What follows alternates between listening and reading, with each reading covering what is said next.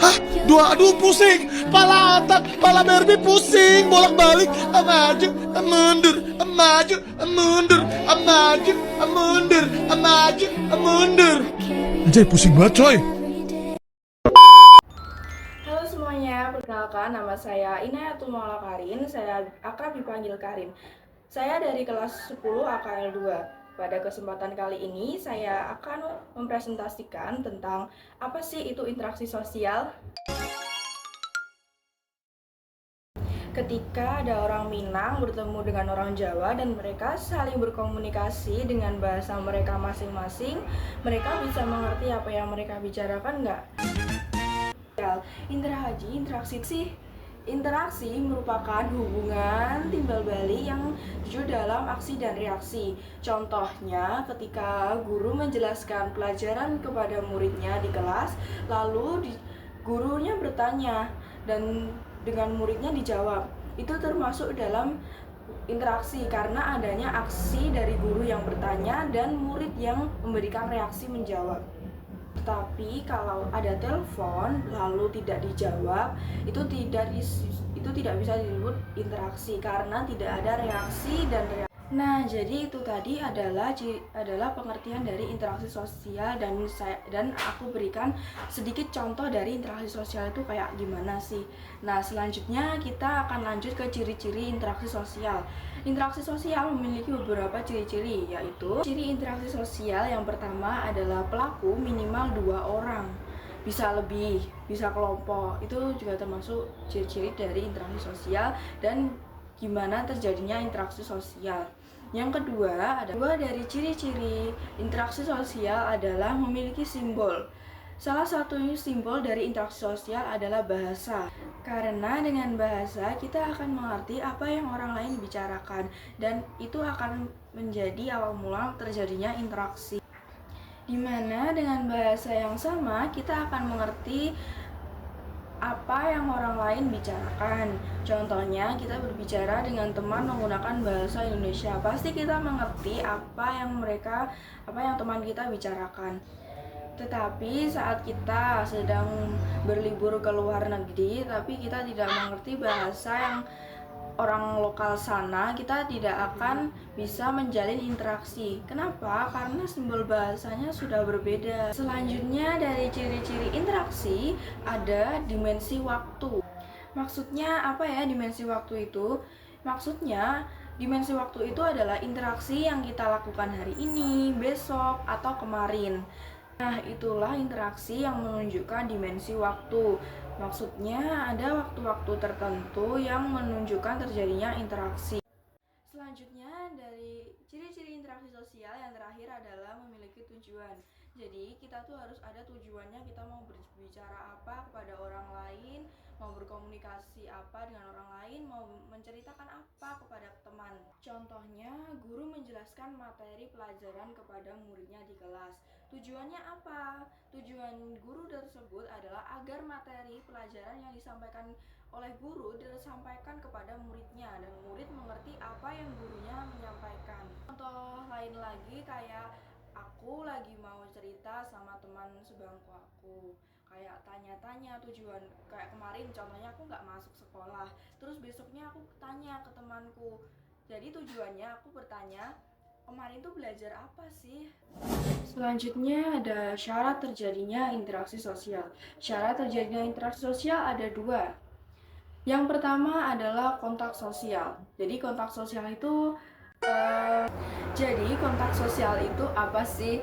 Kontak sosial itu adalah hubungan awal antara satu pihak dengan pihak lain yang memungkinkan terjadinya interaksi. Jadi ini adalah tahap pertama dari kontak sosial. Kalau nggak ada kontak, interaksi nggak akan terjadi sama sekali. Nah, jadi itu adalah pengertian dari kontak sosial. Selanjutnya dari pengertian kontak sosial ada jenis-jenis kontak sosial. Jenis-jenis kontak sosial sendiri ada 3. Yang pertama, kontak sosial primer itu gampangnya tuh face to face atau tatap muka. Contohnya ngobrol ke teman, senyum ke orang lain, itu termasuk dari kontak sosial primer. Yang kedua ada kontak sosial sekunder langsung. Apa sih kontak sosial sekunder? Selanjutnya, jenis-jenis kontak sosial dalam interaksi sosial yang terakhir adalah kontak sosial sekunder tidak langsung. Kontak sosial sekunder tidak langsung adalah kontak sosial yang dilakukan dengan perantara pihak ketiga yang bersifat aktif. Kayak gimana sih pihak ketiga yang bersifat aktif tuh? Adalah titip pesan ke teman untuk disampaikan ke orang lain. Kurir hanya mengantar. Masih bingung? Jadi aku kasih contoh situasinya. Contoh situasinya tuh kayak gini. Kamu mau menyampaikan pesan ke si B, tapi kamu nggak langsung bertemu langsung dengan si B. Akhirnya kamu bilang ke si A, tolong bilangin ke B besok kumpul ya. Jadi alur kejadiannya, kamu menyampaikan pesan ke A menyampaikan pesan ke B menerima pesan dari A, bukan langsung dari aku. Jadi itu adalah contoh dari kontak sosial sekunder tidak langsung. Jadi lewat perantara yang mana pihak ketiganya itu aktif.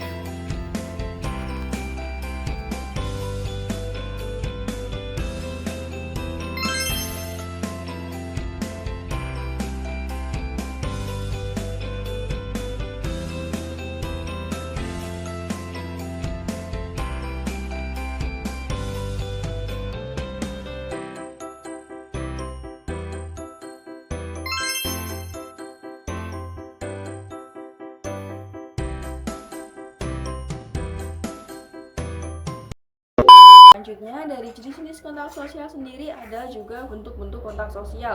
Bentuk-bentuk kontak sosial ada 3. Yang pertama, antar individu. Antar individu itu contohnya kayak pembeli sedang menawar harga ke penjual di pasar. Jadi negosiasi kepada penjual untuk menawar harga sayur di pasar contoh. Ada juga antar individu dengan suatu kelompok. Contohnya, jadi kita langsung contohnya saja. Contohnya, guru sedang menjelaskan pelajaran kepada murid.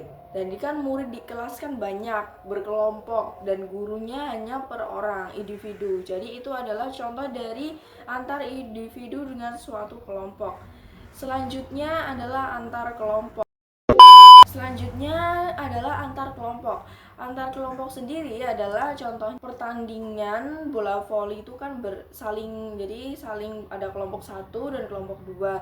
Jadi kan itu ada beberapa orang dan saling berkomunikasi, itu disebut dengan kontak sosial. Jadi itu adalah penjelasan, pengertian, jenis-jenisnya dan bentuk-bentuk dari kontak sosial. Sudah paham kan? Kalau belum paham silakan di replay lagi. Lalu kita komunikasi itu apa sih? Jadi komunikasi itu adalah menyampaikan pesan, bisa secara verbal langsung lewat kata-kata atau dengan non-verbal menggunakan bahasa tubuh. Komunikasi sendiri bisa dibilang efektif apabila apa yang disampaikan oleh penyampai atau komunikator dapat tersampaikan dengan baik oleh komunikan. Jadi kalau tidak tersampaikan dengan baik itu bisa dibilang salah paham atau miskomunikasi. Contohnya, aku ngajak temanku keluar ke suatu tempat dan kumpulnya jam 4 sore. Terus aku bilang, besok kita kumpul di sini jam 4 ya. Lalu dia besoknya datang jam 4. Itu komunikasi aku itu tersampaikan dengan baik. Tetapi kalau dianya ngaret, datangnya jam 5, berarti ada kesalahan atau miskomunikasi. Jadi itu adalah contoh dari komunikasi. Setelah kita belajar komunikasi, kita lanjut ke faktor yang memengaruhi interaksi sosial. Faktor yang memengaruhi interaksi sosial itu ada banyak banget. Yang pertama, komunikasi sendiri adalah meniru tokoh yang diidolakan atau seseorang yang ingin ditiru dari gaya fashionnya, tingkah lakunya, gaya bicaranya, itu imitasi. Dan imitasi sendiri ada beberapa dampak positif dan negatif. Jadi dampak positifnya kita bisa upgrade manner hidup, table manner, kita bisa belajar dari table manner mereka yang baik, fashion style, dan cara tingkah laku yang benar dan slayly. Tapi ada dampak negatifnya juga. Dampak negatifnya juga itu seperti A few moments later. Negatifnya dari imitasi itu juga pastinya merugikan orang lain. Contohnya merokok di ruang publik itu adalah dampak negatif dari imitasi, seperti kita meniru dari gaya hidup di tokoh idola di film. Jadi kita langsung mencontohkannya di ruang publik itu tidak boleh dan sangat merugikan orang lain. Selanjutnya ada lagi kita memainkan handphone di dalam kelas pelajaran berlangsung, itu juga dampak negatif dari imitasi. Kita meniru hal yang buruk dan kita langsung itu gampangnya kita berinteraksi sosial yang mengarahnya ke tujuan yang positif. Jadi lama kelamaan kita kreatif itu gampangnya interaksi yang mengarah ke tujuan yang positif. Jadi kalau orang-orang berinteraksi dengan hasilnya lama kelamaan rukun, itu tandanya interaksi sosial asosiatif. Selanjutnya, interaksi sosial asosiatif sendiri ada beberapa bentuk. Yang pertama ada kerjasama, yang kedua akomodasi, asimilasi, yang keempat selanjutnya ada koalisi. Koalisi itu menggabungkan suatu kelompok untuk mencapai tujuan bersama, tujuan yang sama. Contohnya di koalisi sendiri adalah partai politik bergabung dalam pemilu. Jadi itu adalah contoh dari koalisi. Selanjutnya dari koalisi yang terakhir adalah joint venture. Joint venture itu kerjasama yang dilakukan oleh beberapa orang dari beberapa orang ke orang yang lain untuk mencapai tujuan yang sama. Contohnya dari joint venture sendiri adalah kerjasama dalam usaha. Yang terakhir dari bentuk-bentuk kerjasama ada joint venture. Joint venture itu kerjasama untuk mencapai suatu proyek tertentu. Contohnya mengerjakan proyek tol,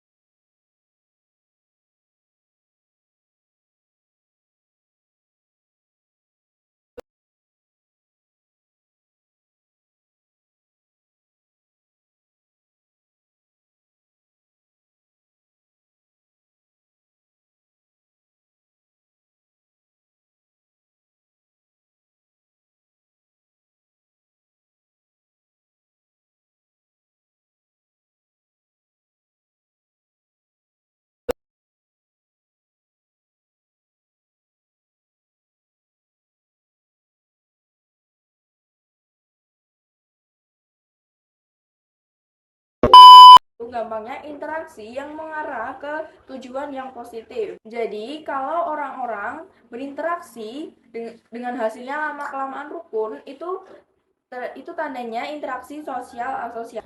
Selanjutnya, interaksi sosial asosiatif sendiri ada beberapa bentuk. Yang pertama ada kerjasama, yang kedua akomodasi, asimilasi, yang keempat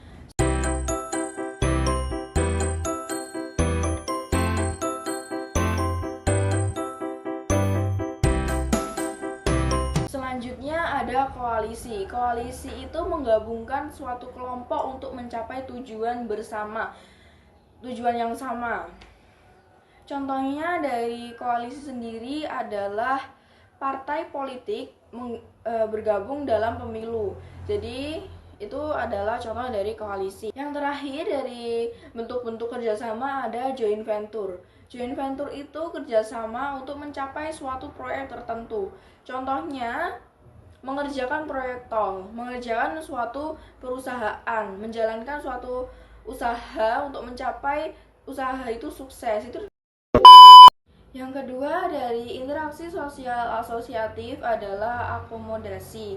Tadi kita sudah belajar tentang kerjasama, selanjutnya kita belajar dari akomodasi. Akomodasi itu gampangnya kita menyelesaikan konflik tanpa menghancurkan lawan. Dan jadi udah paham ya. Selanjutnya akomodasi sendiri ada banyak jenis-jenisnya. Aku sebutin satu-satu dan aku jelasin pelan-pelan. Adalah koersi. Koersi itu adalah upaya menyelesaikan masalah menggunakan tekanan agar satu pihak yang melawan tersebut menjadi lemah. Contohnya ada demonstran. Lalu polisi menghentikan tindakan demo tersebut dengan menggunakan tembakan gas air mata dan atau memukul mundur demonstran tersebut. Itu ada kompromi. Kompromi itu gampangnya sama-sama mengalah. Jadi melakukan perundingan damai. Contohnya suatu negara yang awalnya saling gencatan senjata lalu berdamai, itu adalah contoh dari kompromi. Lalu yang ketiga adalah arbitrage atau arbitration, yaitu menyelesaikan masalah menggunakan pihak ketiga yang dipilih oleh dua belah pihak tersebut. Nah, contohnya tuh apa sih? Contohnya adalah polisi membantu menyelesaikan masalah dari korban atau pelaku dari masalah kecelakaan lalu lintas. Jadi polisi bertugas menjadi pihak ketiga tersebut. Lalu yang keempat adalah mediasi. Mediasi tersebut adalah menyelesaikan masalah menggunakan pihak ketiga juga, namun pihak ketiga tersebut bersifat netral, tidak memihak satu pihak A atau pihak B, jadi bersifat menengah, tengah-tengah.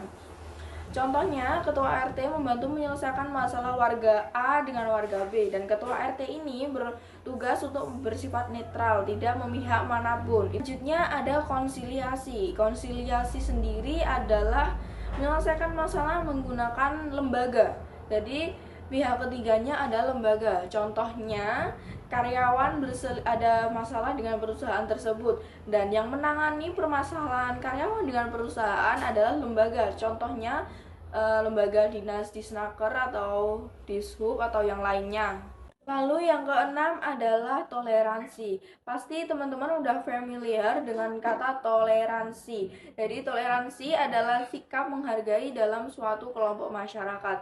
Contohnya agama A melakukan upacara agama mereka dan agama B juga ada di tempat tersebut. Apa yang harus dilakukan dengan agama B? Yaitu agama B adalah menghargai upacara yang dilakukan oleh agama A tersebut. Itu adalah sikap dari toleransi. Yang ketujuh ada adjudikasi.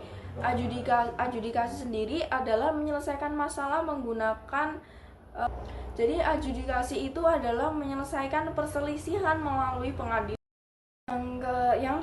Yang terakhir ada stalemate. Stalemate itu adalah bentuk akomodasi yang dilakukan oleh pihak-pihak melakukan perdamaian karena sama-sama kuat. Contohnya, negara A dan negara B saling berperang, saling gencatan senjata, saling menginvasi, tetapi berhenti melakukan saling mengalah dikarenakan sama-sama kuat. Jadi itu adalah bentuk-bentuk dari akomodasi dan penjelasan dari akomodasi.